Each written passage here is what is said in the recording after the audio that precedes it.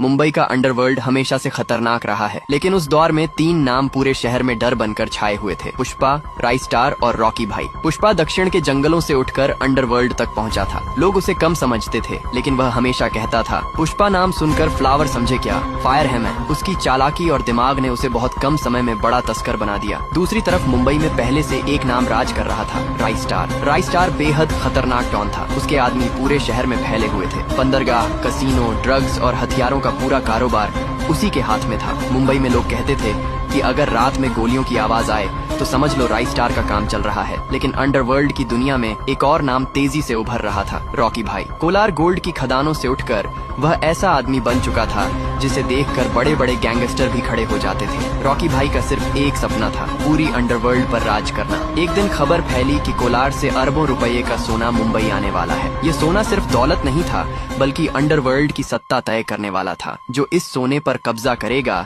वही पूरे अंडरवर्ल्ड का असली बादशाह बनेगा। सोने की खेप मुंबई के पुराने बंदरगाह पर पहुंचने वाली थी। रात के अंधेरे में वहां तीनों अपने अपने गैंग के साथ पहुंच गए। सबसे पहले राइस्टार बोला, मुंबई में बिना मेरी इजाजत कोई कारोबार नहीं करता, ये सोना मेरा है। पुष्पा मुस्कुराया और बोला, झुकने का नहीं। तभी धुएं के बीच से भारी कदमों की आवाज आई। सभी की नजरें उस तरफ घूम गई। अंधेरे से एक आदमी बाहर आया, रॉकी भाई। उसने सिगरेट जलाते हुए कहा, अंडरवर्ल्ड में 3 लोग राज नहीं करते, यहाँ सिर्फ एक बादशाह होता है। इतना कहते ही गोलियां चलने लगी। पूरा बंदरगाह युद्ध का मैदान बन गया। कुछ ही देर में चारों तरफ लाशें बिखर गईं। सुबह जब सूरज निकला तो बंदरगाह पर सन्नाटा था। सोने की पूरी खेप गायब थी और शहर में सिर्फ एक नाम गूंज रहा था, रॉकी भाई। लेकिन दूर खड़ा पुष्पा हल्का सा मुस्कुरा रहा था, क्योंकि उसे पता था कि असली खेल अभी बाकी है। बंदरगाह की उस रात के बाद पूरे अंडरवर्ल्ड में सिर्फ एक नाम गूंज रहा था, रॉकी भाई। लेकिन कहानी यहीं खत्म नहीं हुई। कुछ दिनों बाद खबर आई कि शहर में फिर से सोने की एक बड़ी खेप आने वाली है।